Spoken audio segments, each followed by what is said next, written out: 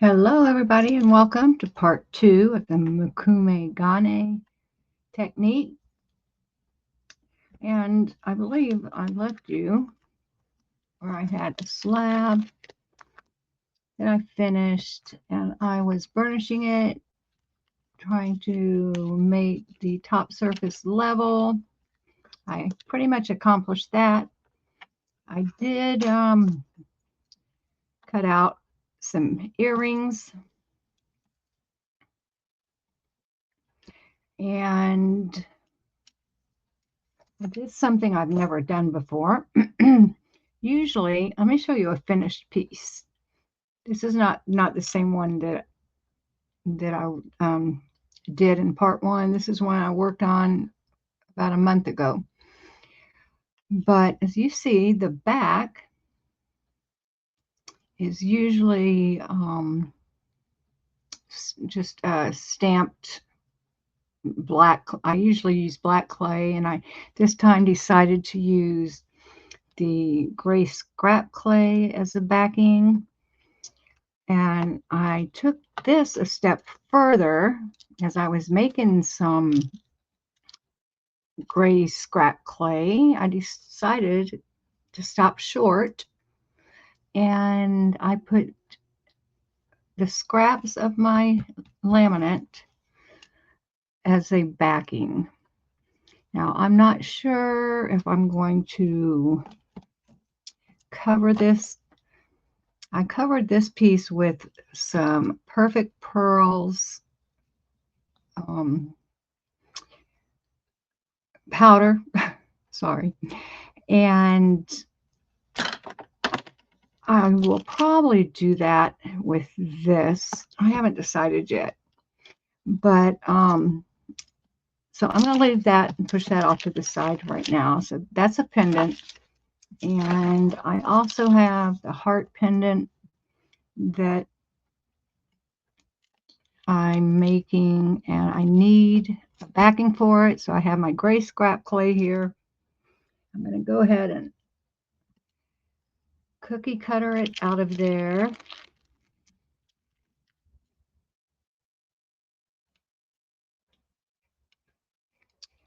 And this heart is a little bit bigger than my laminate heart. So here's the gray clay. It didn't come out perfect, but that is okay, I believe. And I'm just going to kind of center this on the best I can. And the reason I made it a little bit bigger is because I am going to put a clay bezel around it that I have made. And that's not centered. Sometimes it's really difficult to place this on here right in the middle. I think this will work. Okay. As you see here, I have some clay that I used my extruder to make. This is an extruder. You can get these at, actually, I got this one, I believed, in the cake decorating section at Michael's. But they sell them at any arts and crafts store. You can get them in the clay section. You can also get them in the cake decorating section. I actually bought a lot of my supplies in the cake decorating section. But anyway, I end up with a snake, I guess I could call it, that I'm going to make into a bezel. So I'm just going to wrap it around my heart. And so now it makes more sense of why I have a bigger heart on the bottom or underneath my laminate piece. That way I have some place for the bezel to sit. I'm just gonna cut it right here. And I have some clay tools over here. And my next step is to make sure my bezel is sitting nice and firmly on the base. Now I have little ripples from the cookie cutter that I am using my tool to make sure that the bezel gets pushed nice and tight up against the decorative part. And I'm just going to go around it one more time, pushing it down. I want to make sure the space between the bezel and the bezel and the bottom is tight. So I'm just gently pushing down. I don't want any gaps.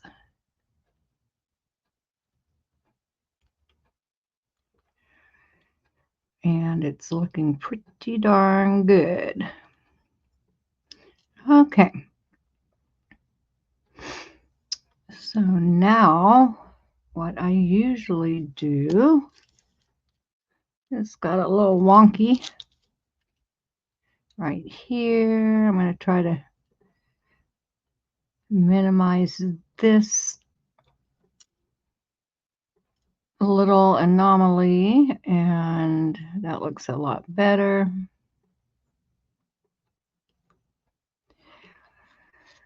On the back, I like texture. I don't always do this, but most of the time I do. And I have a little texture roller. I keep getting out of camera. I am so sorry. This actually I got in the clay department at Michael's, and it came with 3 different texture wheels that you can pop in and out. And looking for my water bottle. Oops. Just knocked something over. A lot of people use cornstarch to keep the texture plates or texture wheels from sticking. I like using water better. Either one is fine. I just don't like powder getting everywhere. It's easier for me to clean water up than powder from cornstarch. But that's just a personal choice. Like I said, they both work well. And I am not pushing very hard because I really do not want to distort or flatten this out. So there's a little bit of a texture, not very deep. And by the time I resin this, You might not even be able, I'm just trying to pull a hair out or a piece of fuzz. By the time I finish with the resin at the end, you may not even be able to see any of the texture, which is okay too. So next, I take a piece of my parchment paper and I'm just going to gently burnish the top of it. Burnishing is just rubbing gently. I'm just doing this to make sure it's attached well, and if there's any unevenness to it, burnishing can minimize that. One last thing, and I forget to do this often. I am looking for my alcohol so I can get any fingerprints that may be on there. I have it here somewhere. Well, I didn't want to drag my big old bottle out, but this is 70% isopropyl rubbing alcohol. I don't like to use this very often because there's so much water in it, but that's all I have handy right now. So and I'm just taking a little piece of paper towel. And paper towel's not the best either. Actually, I'm going to grab a Q-tip because paper towels absorb too much. Cotton ball or a Q-tip does not absorb as much and makes it easier to get any fingerprints off, fingerprints, dust, or dirt that may have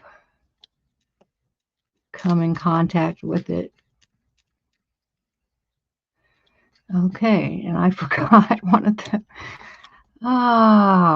it is really, really late / early in the morning right now, and I am not thinking as fast as I usually am when I make my videos. I'm a little tired. I probably should have waited, but everything will be fine. I have a little black speck here. There, I got that off, but now I put a little nick in it from the blade. That will rub out easy. But let me tell you what I forgot to do. I definitely don't want the gray clay as my bezel and backing piece. That is one thing I don't want. I'm going to use my Perfect Pearls, which is okay, Perfect Pearls, like I was saying. This is a mica powder, and in order to cover my ugly gray scrap clay, I am going to cover this with this Perfect Pearls mica powder. I just use a little, this is actually a brush that I got at Walmart in the fingernail decorating section. You can use any kind of brush that you may have laying around. It doesn't have to be small, of course. Like I said, you can use any brush. I'm being careful trying not to get it on my decorative clay, but this stuff does tend to fly around a bit, so you have to be very careful if you don't want it where you're not putting it. I always inevitably end up with some sparkles on on the decorative part. It's just something that seems to happen, which doesn't ruin it. It just may change it a little bit. So I'm just carefully, I got a little too much on the brush and you can see it flying off. So if I slow down, that would be better. Try not to rush the process. And I am putting a little too much on the brush. That's my problem. It doesn't take much. This powder, a little bit goes a very long way. I got this Perfect Pearls mica powder at Joann's, I believe, but it's a popular brand that Michael's carries, and I believe Hobby Lobby also carries it. And you can always buy all of the products I use online on their websites. I don't use Amazon much, but I imagine it wouldn't be hard to find on Amazon either. So I just want to make sure that I carefully cover every little tiny groove and space so I don't have any of the gray scrap clay showing. That's one beauty of the scrap clay, is there are so many ways to cover it. I have used acrylic paint pens. They work very well in covering the scrap clay. Of course, these mica powders, acrylic paint I've used. Let's see, what else? Alcohol inks cover the clay well. Now, once you put this mica powder on, it goes, okay, let me tell you this. It goes on raw clay very well, as you can see. Now, I'm just going to make sure, I'm going to take a look and make sure I have covered it all the way around and it looks good. Oh, I dug my nail in a little bit. And I did get a little bit on the surface. I'm going to have to wipe my hands off If I can find my alcohol. I use these all the time. What was I saying? I forget what I was even saying. Oh, I did get a little bit. Since this is alcohol, I am going to go over the top of my clay once more to remove fingerprints and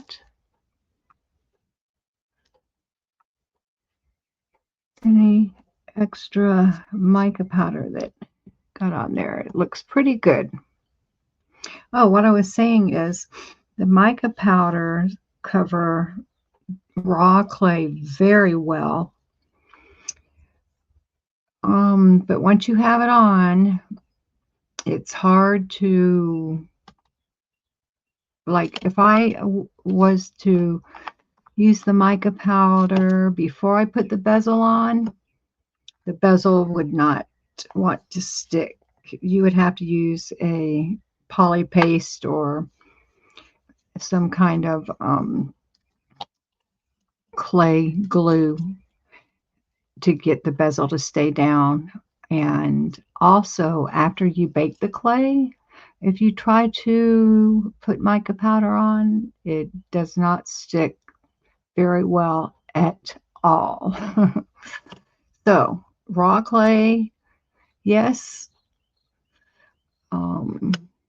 Baked cured clay, no. So, I have this piece, and I have already put mica powder around the edges. I don't have a bezel on this yet. And I think I am going to put a bezel on. So let me grab some more scrap clay in my extruder and I'll be right back. Okay, I have my extruder and I know it's empty because when I made the other bezel, oh, you know what? I'm so dumb. I already have some over here that I forgot I had this. So let me see. I'm sure this will be enough. So I'm just going to wrap it around like I did on the heart.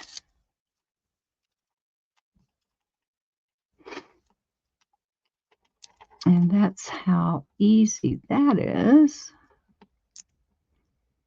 Now I showed you I already have mica powder on the sides of this pendant, but I was careful not to get any mica powder where the bezel was going because, like I just said, raw clay does not stick very well to the mica powder. So I'm going to go around once again with my tool and make sure I have a solid connection. I don't want my bezel to lift during the curing process or while I'm handling it. So let me check the sides. I want to make sure there's a nice solid connection going all the way around.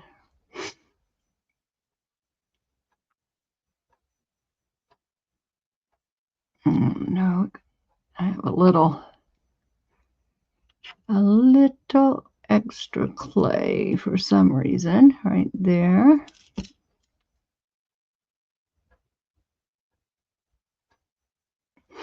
Okay, I fixed that. Everything looks pretty good going around. So now I can finish with the mica powder. My little dog just came in. He is ready for his morning WALK. Oops, what happened there? Looks like it lifted a little bit. Okay, so I'm being careful, trying not to get it on my decorative piece.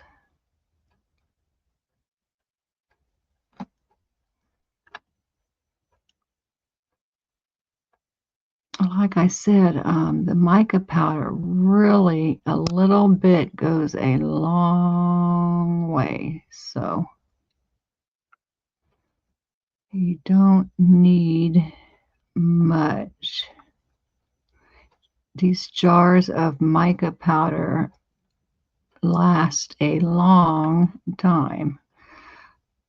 Unless, like I did a few minutes ago, unless you spill one. I had a little jar in my drawer and the lid was not on tight enough and I didn't know it. And when I lifted the basket it was in, the lid fell off and the whole the contents of the whole jar spilled out.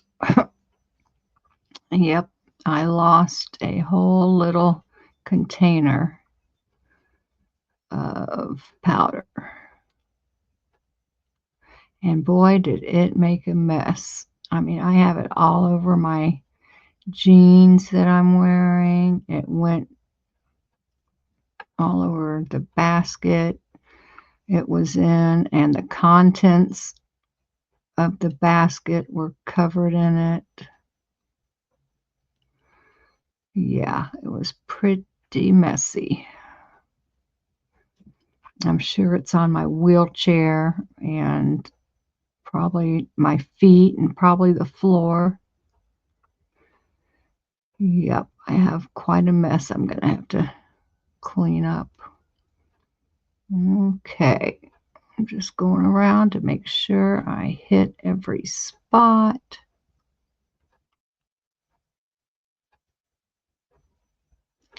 And now remember, this isn't gray clay I have under there. I have some of the colors still going on, but I've covered all that up with the mica powder. Now the question is, do I cover the back or leave it like it is? I think I'm going to leave it like it is. I've never done that before. So I'm trying something new. I have the sides covered. I have the bezel covered. And all I need to do is wipe the top of it to get the fingerprints off. And it's looking pretty darn good. Alrighty. So I have these two pendants ready to go in the oven. I have a matching pair of earrings. I can see some fingerprints on those. So let me just wipe those off. And I am going to pop these in the oven on the recommended temperature and bake these for an hour, and I will be back with the results. I just wanted to read you a couple of things real quick while we're waiting on the clay to finish curing in the oven. Some things that I think could be helpful. At least you'll learn something, maybe. Okay, so there's mica pigments or powder, and there's pigment powders. So I wanted to know if there was a difference. And yes, there are differences. Pigment powders are either natural or synthetic colorants. The biggest difference between a pigment powder and a mica powder is in their appearance, like their end appearance. Pigment powders have a matte finish, and mica powders are more shimmery and they're not really sparkly. Although in certain lights they kind of sparkle, but they're shinier. And the next question I ran across was, can you use eyeshadow instead of mica powder on polymer clay? Yes, you can, but you do need to know what to expect. Okay, because eyeshadow contains chalky earth pigments in addition to the mica powders. Using eyeshadows will most likely result in a more muted effect than if you were to use a pure mica powder. They're a little bit more matte. Okay, the actual definition of a pigment. Pigments are the actual coloring substance of paint. A pigment is a powder used to add color or change visual appearance. They are completely or almost insoluble and chemically unreactive in water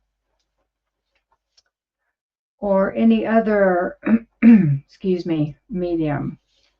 In contrast, dyes or colored substances which are soluble or go into solution at some stage of their use.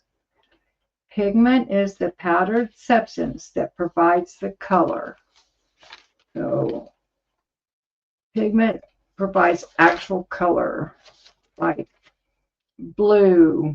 They would in the more than the olden days, in ancient times, when Da Vinci was around, to make a paint blue, they might grind up lapis into a very fine powder and mix it with their medium, which would either be oil, usually oil back then. They didn't have acrylic paints. They had watercolor and they had oil. And so they would grind a mineral or a stone into a fine powder and mix it with their, I think, linseed oil, and that would be the process in which they colored their paint. So pigment is the actual color, what makes paint that color. I hope y'all can understand what I'm saying. I'm a mess. I certainly did not plan to be on camera this morning. That's why I look like I do. Excuse my appearance. I should be a little more vain, maybe. This is A little interesting, maybe, for some of you. Some of the many uses of mica powders include, well, okay, mica powders are made from minerals and is, excuse me, used to add color and shimmer to epoxy resin, UV resin, soap, candles, cosmetics, and of course, polymer clay.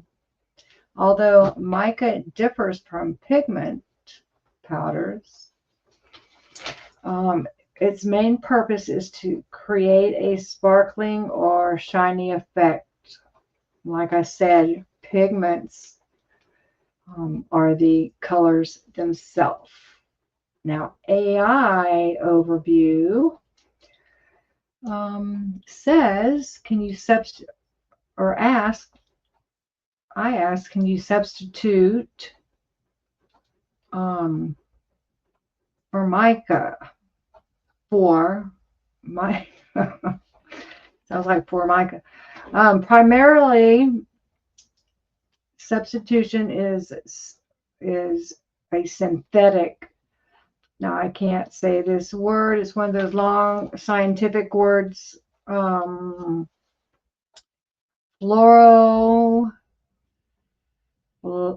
Okay, I give up.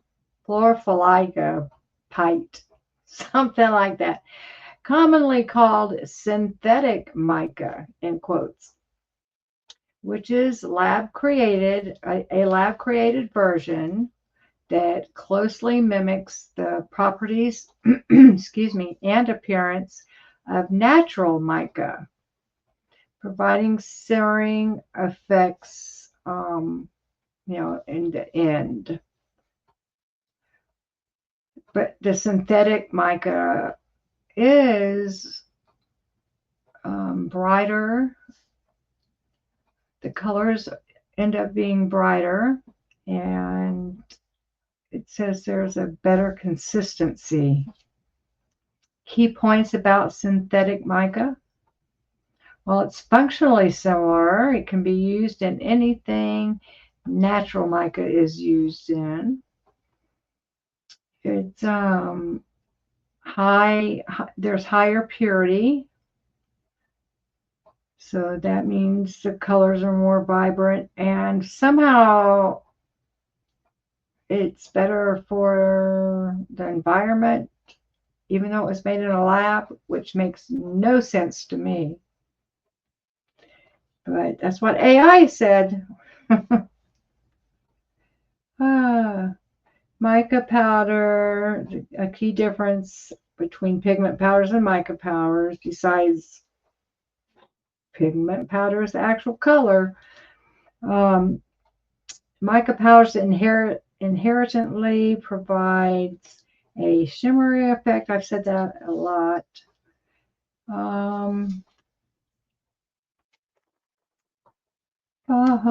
Same old thing. I'm repeating myself. And let's see, pearl. Now there's I don't think I'm gonna go into that this time. There's pearlescent. The mica powders can get very confusing after that. But anyway, the main thing is I want to tell you that there is a difference between pigment powder and mica powder. And mica is shinier, and pigment is actually putting the color. Pigment is the color. Mica is the shimmery finish. I could have said it that simple, huh? Anyway, I might edit this out because that was a little long-winded, but let me go check on the oven and see if it's about ready.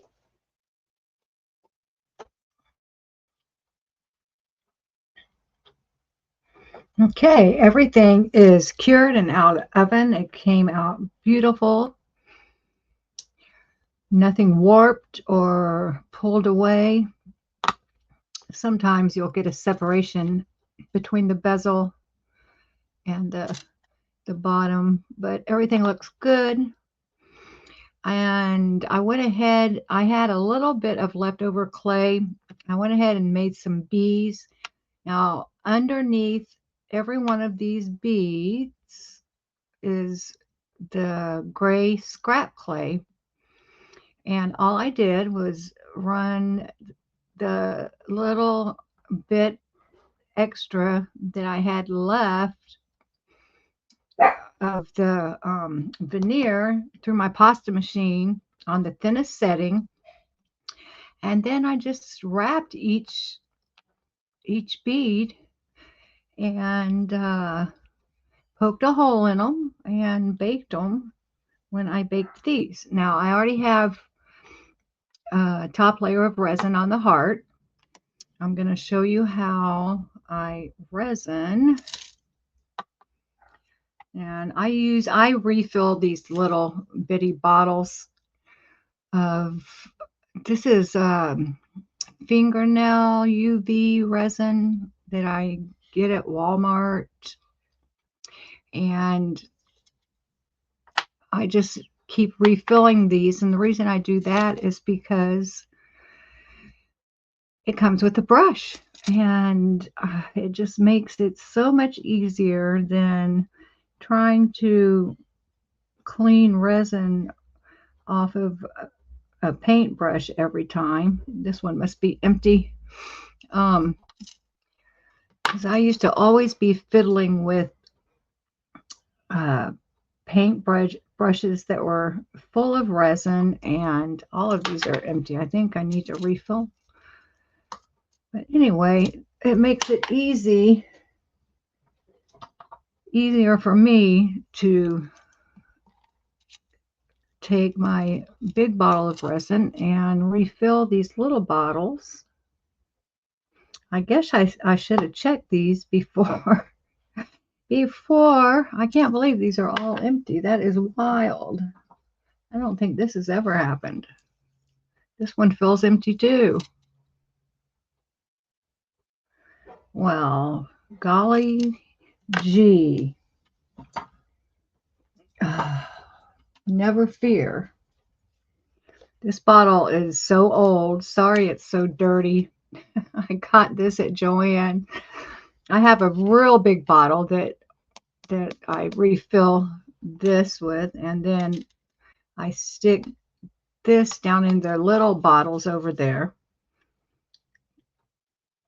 So I am just going to put about a quarter size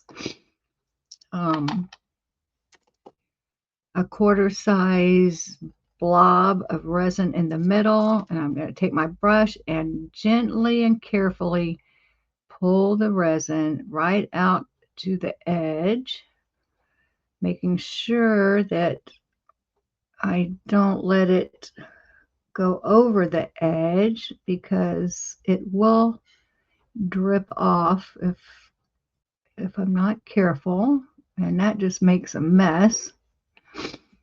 So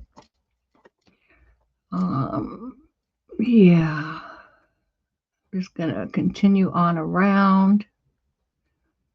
And resin is pretty easy to work with. It pretty much stays where you put it. And I always say that I don't have a favorite brand. I've bought many different brands and tried them all, and they all seem to work pretty much the same. That's been my experience anyway. I know some people like certain kinds better than others, but I found they pretty much work the same. At least for me, they do. Okay, I'm almost finished. Now, UV resin is self-leveling, but you want to check it in the light, and I just lift it and turn it slightly and catch it in the light to make sure that I haven't missed a spot, and to make sure that I have pulled it all the way out to the edge evenly. The glare sometimes makes it hard to see until you pick it up and kind of look at it from a side view. Now sometimes you will get little air bubbles. I rarely, I mean 99% of the time, 99.9% of the time, I don't have any air bubbles, so I don't have to deal with them. But if you have any noticeable air bubbles, you can either take a lighter and with the flame just go over it with a flame, and the air bubbles will start popping, or you can take a straw and blow on the bubbles and they'll pop that way too. So everything looks pretty good. There's no spots in the middle that I've missed. It's leveled out. So I have this little UV flashlight that I always take to it, and I do this to set the resin. So when I move it across my desk to my UV light, I don't take the chance of having any resin run off, or if I accidentally don't keep it level while I'm moving it. If you don't keep it level, then you can have it pour over the sides. But by setting it like this,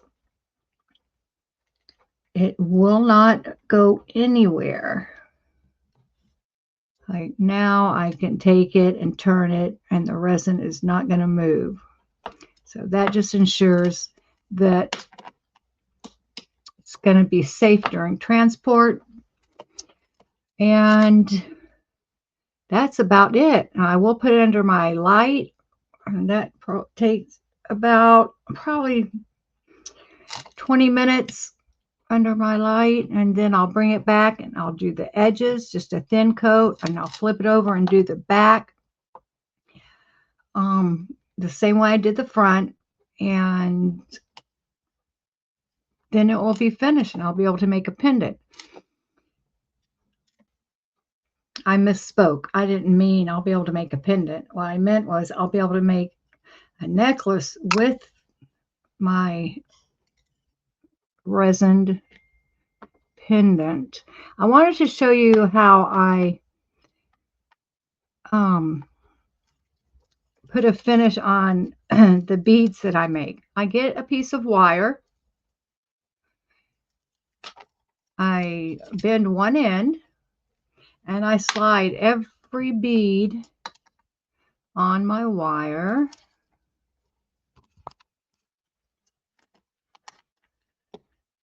And after I do this is going to sound crazy, you guys, but this is the best way that I have found to do it. After I string these in my bedroom, I have floor fan, just a fan that stands up on my floor. And what I do is I also have a plastic container, like a food container with a lid that you put leftover food in. I have a plastic container with a lid that I pour floor polish in, like Mop and Glow or something like that. And I take this wire with the beads on it and I dunk it down into the container with floor polish, and I pull it up and kind of shake it and let it drip off, and then I hook this end and this end across my fan. And it's better if they're spread out a little bit, but if they're not, never fear, it doesn't mess it up if they're touching. But I string this across my fan, and within 10 or 15 minutes I have beads that have a protective coating and a shine on them. Can you imagine having to take each one of these beads and taking a little brush and trying to resin or varnish each one by hand? That would be a nightmare. No one would have time to do that. So I am going to finish resining and polishing my beads and earrings and pendants, and that will be that. After that, I don't know if I'll come back with a part 3 to make a necklace, or because I'm not going to make a necklace right away. That's not my plan.